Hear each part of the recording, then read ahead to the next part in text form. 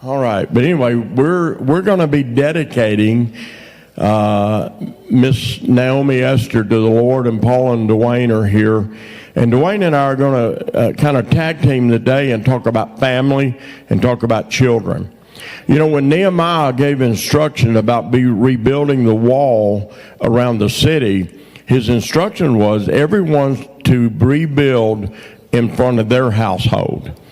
And there's a prophetic insight there because it's about families. I believe this nation has made a turn about being rebuilt, but if we don't do it as families, and so if you will allow me, I'm going to start out with some statistics that are very negative, but we're gonna turn them positive. Okay. 43% of U.S. children live without their father in the home. These are about 10 years old, these statistics I found. 90% of homeless and runaway children are from fatherless homes.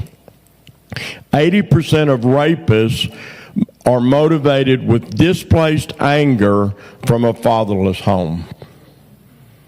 Are you hearing me? It's serious out there.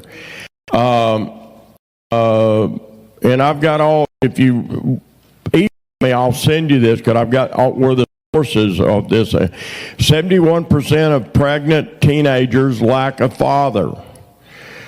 63% of youth suicides are from fatherless home. We experienced that when our daughter lost her husband in an accident. Then our 13-year-old granddaughter took her life because some hopelessness set into her.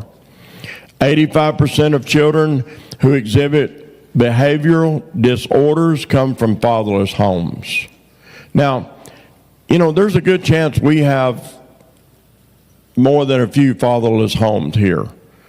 But see, that's what mothers, we are proud of you. And we also know your job is hard. But also we want you to know that the leaders and the family and the elders of City Gate are there to help you with being a single mother. Are you hearing me? How about this one? 71% of high school dropouts come from fatherless home. 75% of adolescent patients in a chemical abuse centers come from fatherless home. 70% of juveniles in a operated institution have no father. 85% of youth in prison grew up in a fatherless home. I put this in this morning because I believe we're in an opportune time in this golden age for God to heal families. And one of the things he wants to do, look, if you're a mom and there's not a father in your home, there are other families. You know, I'm thinking about, you could pull on some of the married couples here, Thomas and Kathy. I'm going to use that name to help you with that. I know I've watched Thomas not just be such a grandfather, but really a father in Deanna's son's life and it's so important. And we see that.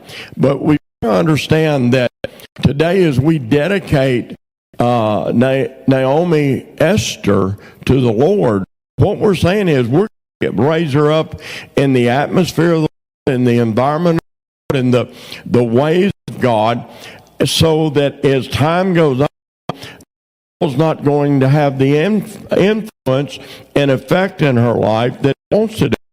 Listen, we have somebody in our life we love very much, but they are around a lot of liberal people, and they shifted their thinking as being influenced. But this person came out of a home that was not healthy. Are you hearing me? And didn't get that support and those values ingrained in where it become a part.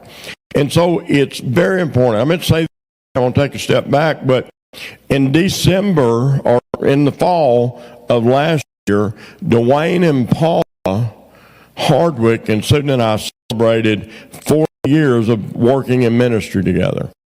we got a little bit of behind us. Amen. We met them in '84. I knew Dwayne's name, didn't know him, knew his dad better than knew him, and because they're from the same area in Arkansas we're from. But we began to work together in 1984. They did the children's church ministry in the church we was in, and so we saw them just the other night. Susan and I flew in Atlanta, landed in Springfield, and Susan wanted some ice cream, and so I went by Brahms and got her some ice cream. And because I remember when they were at Christ for the Nation, this is how my memory.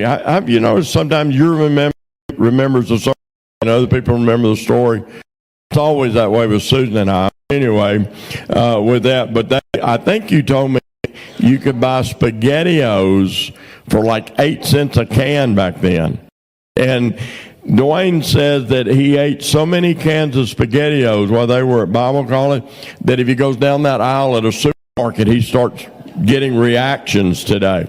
But we would go and visit, and we would hide $20 bills. We'd put up in their medicine cabinet or under a lamp, and we'd leave some 20, and we didn't have a lot of them, believe me, but we'd leave a few around there. And I know they would always tell us that we went to Brahms, we got a burger, you know, with that and stuff. So we have a lot of fond memories, and so it's going to be great. But I want to give you just a few more details. You know, I believe this is a house that is a family. I really do. When we're here, we feel family, and I believe you feel family. But see, children are a gift from God. Absolutely. Now, you know, sometimes, you know, most all of you, your children were born perfect, and you never had a problem with them and everything with that. But, you know, some of us, our children weren't born perfect. Amen? So anyway, children being a gift of God, they need to be cared for. They need to be nourished. They need to be honored. They need to know they're not personal slaves, servants, or subordinates. They are a heritage from the Lord, and the Lord delights in children. In Psalm 127, verse 3, it said, sons are a heritage from the Lord. Children are a reward from him. And Matthew 18:5 and 6, it said, and whoever welcomes a little child like this in my name, that word name there means character, authority, and nature, welcomes me. But if anyone causes one of these little ones who believes in me to sin, it'd be better for them to have a large millstone hung around their neck and be drowned in the depth of the sea. That's pretty serious, isn't it? See, as gifts from God, we have to realize that children are precious jewels, and really, they're only loan to us.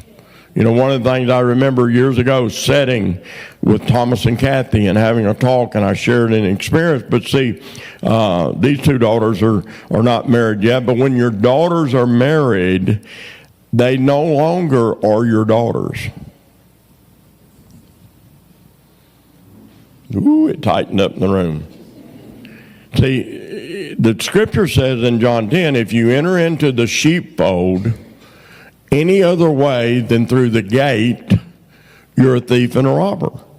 And so when we give our children away, our daughters or son away, our daughters are no longer ours, they're those men's wives.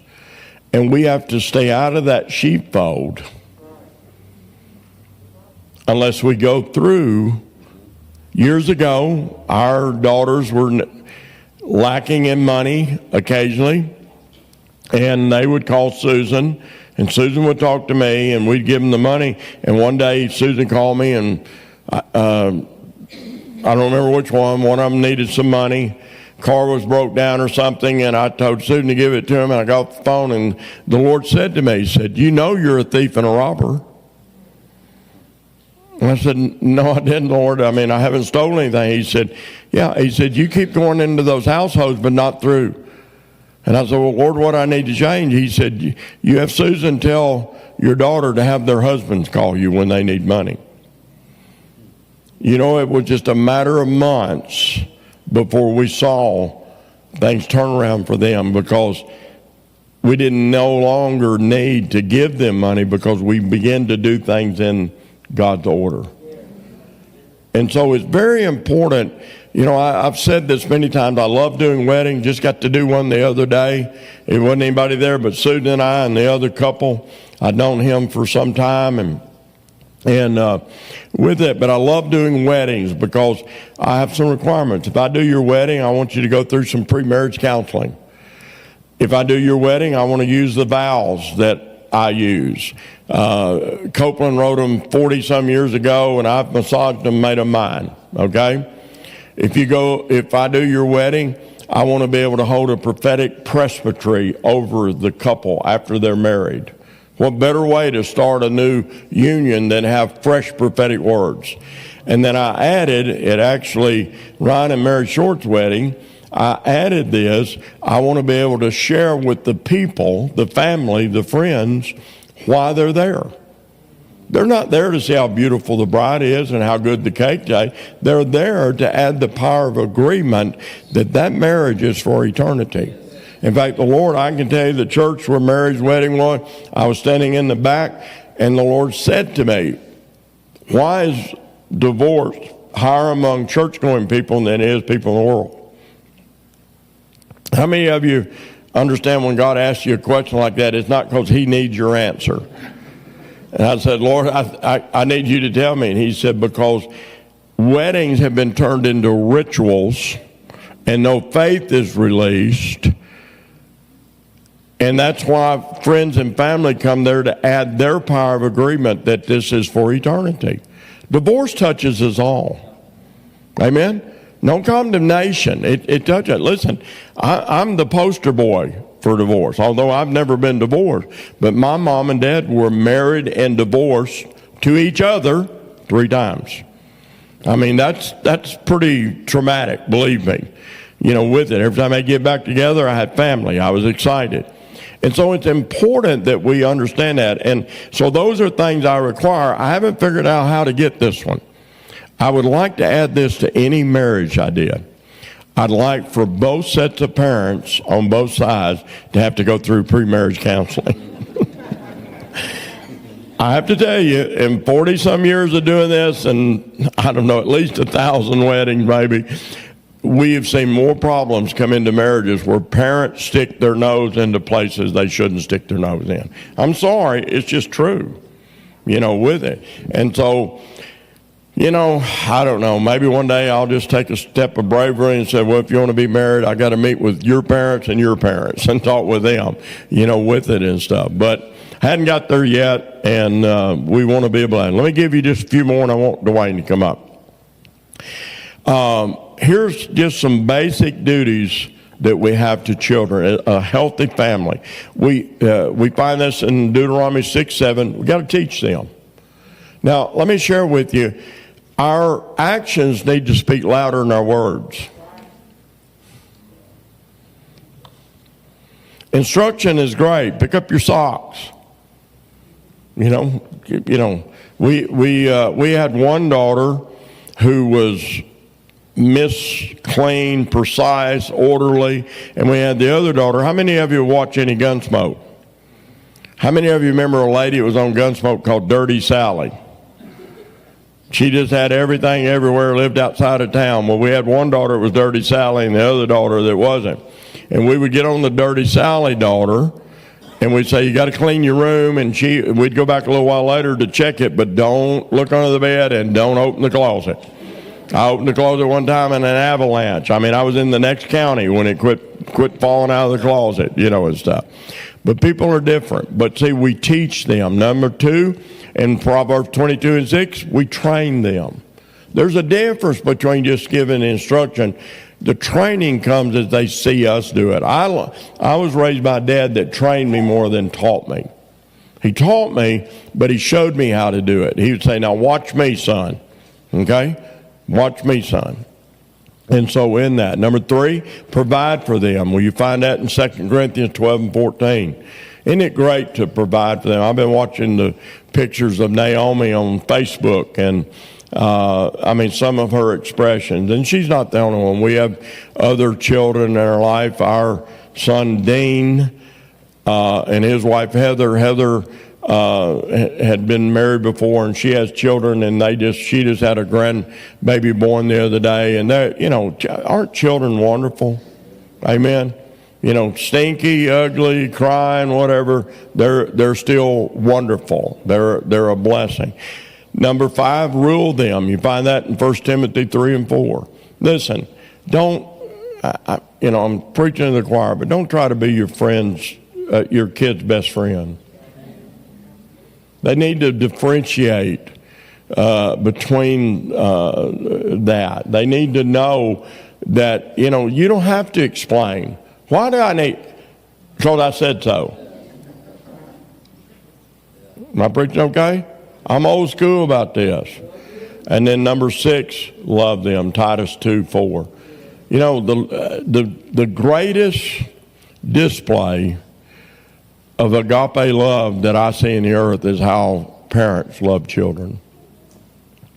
We have friends who children are wayward or living away from God and then perverted and with that, but they love them. You do not quit loving a child when they're not perfect. You love them.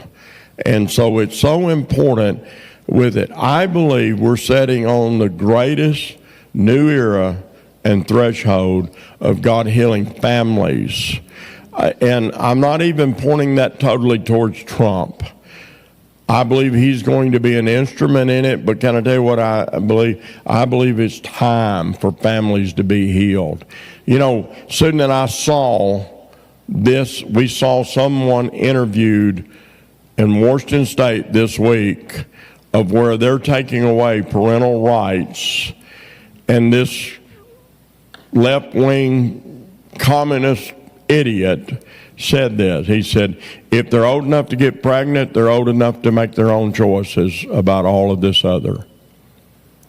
And he said, it was talking about 13-year-olds, with that and stuff. And they're passing a law out there that the schools don't have to inform the parents of anything, with that. I want to tell you, that's not biblical. It's not kingdom. It's not common sense. It's not wise. And aren't you thankful we live down here in Mississippi and Arkansas, live down in the South where our values are different and we can make a difference. But it's important. And so I just say to you in my part of today, as you see us hold this dedication of Naomi, get a picture in your mind of maybe some of you, your children are now grown, but there's grandchildren or great-grandchildren coming. Our youngest grandchild in October turned 19. I told Susan the other day, one of us, I don't know which one, Susan or I, one, we're becoming older and everything, but our youngest grandchild, our grandson turned 20 April 1st. We've got a granddaughter 26 or 27 now, and, with 25 maybe, 25 this year. And so what I'm saying to you out of all of this is the fact that pour into them, make time for them. I failed in trying to go around the world. I wasn't trying to build a ministry, but I felt like what I had was helping people, and I spent too much time away. And I'm glad we've been able to redeem that. I'm glad that's been healed. One of the greatest things goes on is I get to work with my son almost every day, making up for some lost time that was lost during that time. But don't be a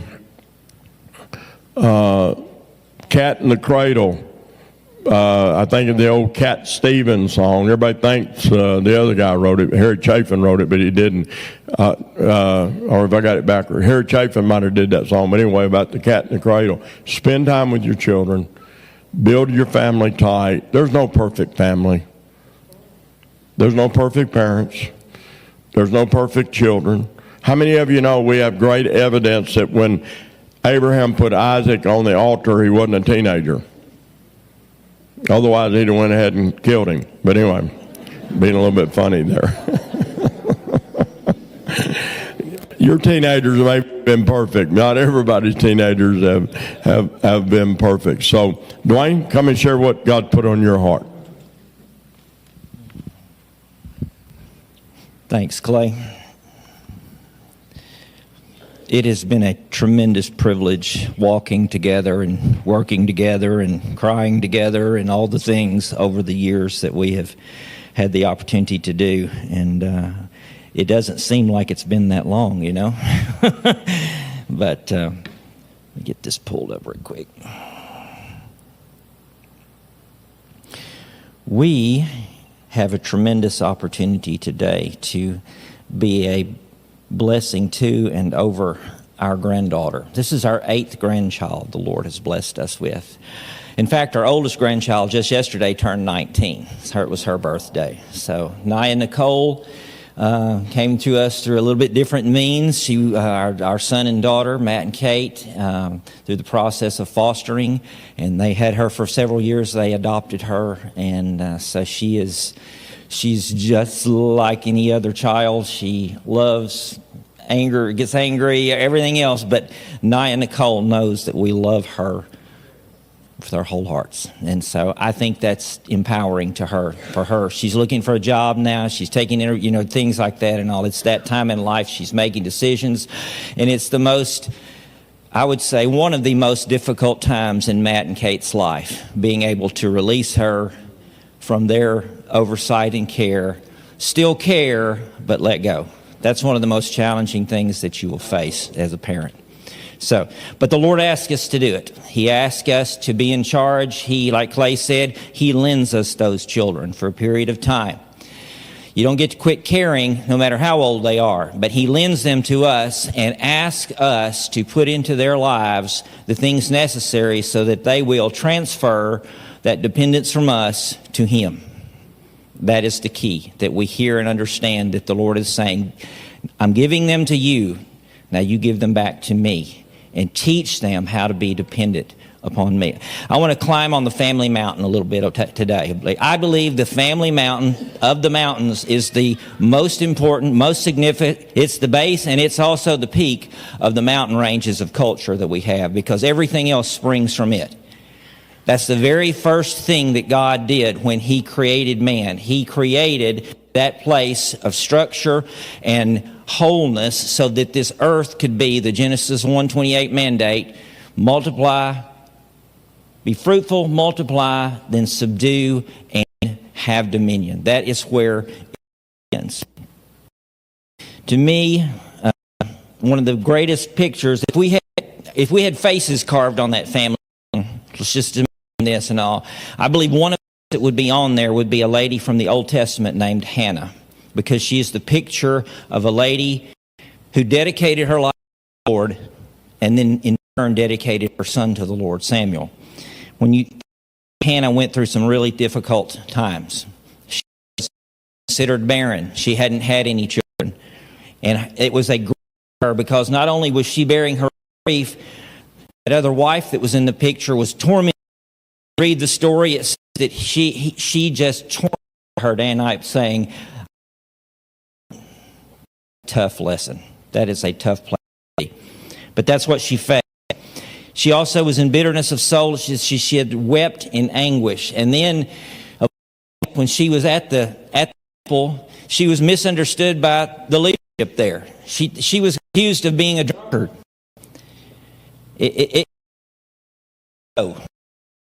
But Hannah came through it in flying colors. She, in turn, she is the picture of dedication. When we're talking about dedicating Naomi, Hannah is that picture of one who dedicated to the Lord that gift that the Lord had given her. 1 Samuel 1:27-28, she said, "For this child I prayed, and the Lord has granted me my petition, which I asked. Therefore, I also have lent him to the Lord. As long as he lives, he shall be lent to the Lord." So they worshiped the Lord there. How do you lend your child to the Lord? How do you do that? How is that possible when they are so utterly dependent upon you in those beginning days? Everything you do centers around what their needs are. But slowly the process begins where you help them to understand that they are not here just for themselves. They are here to serve a higher purpose, which is the calling of God in their life. Do not teach your children to be independent. Don't say over them, you can do anything you want to be. That's been declared for them in the public school system over and over again. You can do anything you want to do. You can't. Your greatest priority, your best interests are that you find out what the Lord has for you and you walk in that. Because there you'll find fulfillment. You'll find satisfaction. You'll find your heart's desire in knowing what the Lord has in store for you. Does that mean you can do anything? You can be what God's designed you to be, or you can wrestle with that the rest of your life, because He has His plans and purposes already established before you're even conceived. That's hard to imagine. We can't like that really, but that's the way it is. He has those things in store. He tells Jeremiah that, I know the plans that I have for you. Those are the things that we must train or equip our children with, is that understanding that their lives must be dependent on the Lord. It's what I call the great exchange, where we receive, and then Hannah's name actually means that. Hannah's name means to receive and then in turn give back. It's amazing how her name means, or is what her life really was. It means to receive in grace, but then to give back, to lend back to the Lord. It is. Have any of you ever been involved in writing a grant? It's an interesting way, a terminology. You know what a grant is? A grant, of course, is just it's an allowance, or it's money. It's some type of gift being given to you. But writing a grant, what you actually are tasked to do is you would think it would be asking or requesting a grant. But what it is, it's like a declaration. You tell the grantor what you want. You write out what you want. Very specifically, how you're going to use it, you're going to apply that. You have to tell them what you want. You write the grant, and then the grantor chooses to give your request or say no. But this is the way that we, in this process of our children and training them, we write the grant. Sounds like an opposite of what I just said, but we do. We print or we write upon their lives the words of God and direct them in His steps. That is the power that we have as parents. What does Yahweh say about your children? Clay mentioned it just a moment ago. 20:27 is the greatest declaration over how He feels about children. I'm going to read the last three verses first. This is out of the Message. This is what He says. Don't you see that children are God's best gift? The fruit of the womb is His generous legacy. Like a warrior's fistful of arrows are the children of a vigorous youth. Oh, how blessed are you, parents, with your quivers full of children. Your enemies don't stand a chance against you right off your doorstep. The Message has a way of saying that we can truly understand. That's God's opinion. It's God's best gift. The greatest gift that He gives in our hands. Those 2 verses prior to that, it says, unless the Lord builds the house, they labor in vain who build it. Unless the Lord guards the city, the watchmen stay awake in vain. It's vain for to rise up early, to sit up late, the bread of sorrows, for He gives His beloved. This is my version of that. The foundation of your home and the protection of your city rests in the knowledge of how you value, train, and equip your children. How do you receive them? Your city depends upon your getting it right. Your home is dependent upon you hearing from the Lord and speaking over them. I credit, and I do consider my children's lives successful. I have 4 children, 2 sons and daughters, and I credit the lady right here with the success of their lives. Because she dedicated 28 years to simply training them in a homeschool environment. She gave up other aspirations because she saw as the most valuable gift those children. But training them, schooling them and all, paying attention to them and recognizing their differences and their giftings and their weaknesses and the things that they needed more attention on. That's the power of a mother who loves and cares and is willing to set her life in the right perspective, training and equipping those children. That's the lady who has given her life for ours, and I appreciate her very much. She has spent her days, and now she spends that time pouring into our grandchildren, our 8 grandchildren, and it is wonderful to see.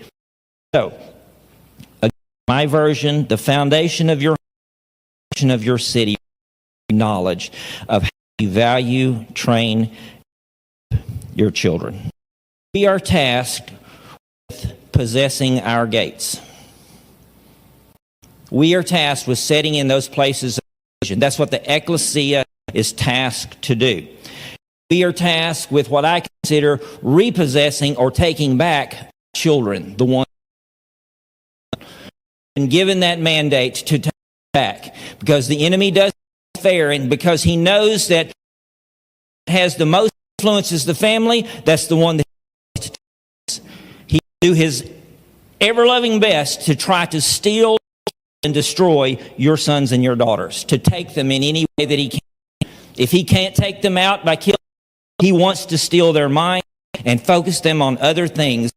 So our job is to possess the gates, but to repossess our children.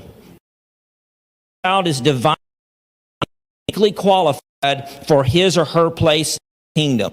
They've got special gifts which we have to mine or find in them and bring them out. Discover the traits and tendencies, their strengths and weaknesses that each gift you have been given, those children are endowed with. Find out what those are. They are tremendous to see when you can see a gift or a blessing. My son Philip is right now on his way back from a ministry conference that was down near Orlando. I think Matt, Koss, and some others went down there and all. He's my youngest. He is our worship leader in the City Gate there in Heber Springs. He has lent his life to the Lord. He has given himself to learn and to worship and to know more about the God who created him. I get to work with him every day, Clay. Every day. He is by my side in my construction business, in our ministry there at the church, and everything that we do. Philip is working alongside me, and it is a tremendous, tremendous blessing. We have sown Andrew and Sarah here.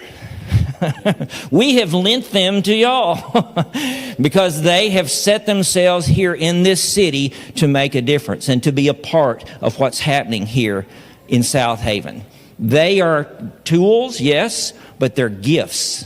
They are gifts that we recognize that God has tremendously blessed us with, and we lend them to you. Let God develop what He's put here together as a family to be able to be more empowered to affect this city. That is what's so unique about each church that we are a part of or we get to sow into. He's equipped this church with certain specific gifts to be effective here. Make the family mountain your life's journey to ascend. I promise you, the family mountain is the one that is able to touch all those other mountains. As I said a while ago, praying all, it's J.D. Vance's wife, Usha, who has a tremendous power of influence in not only his life, but those children's lives, and will have an effect there. So we need to be praying for the moms and the women that are there in that role. It's a supportive role, but it's also a very, very powerful role of influence that they carry. Like Moses, bring those that you have been given charge of back to the mountain where you discovered him. Do you know the mountain that Moses found God on or climbed to see God, Mount Horeb, which actually means the horrible mountain, is also part of that same mountain range that Mount Sinai is made of, where he brought them back to meet God. It's the same mountain range. Sometimes families can be a difficult task. It can be. Moses had all kinds of problems with the Israelites in leading them. He said, sometimes, here, Lord, take them back. I can't handle it anymore. But it was also a tremendous power that God had put into his life to be able to influence and direct and lead them back to the place where God could speak to them on an individual basis. That's really what his journey to Egypt and back was about, is bringing them back out to get to know their Creator once again. They had kind of lost touch there in Egypt as slaves.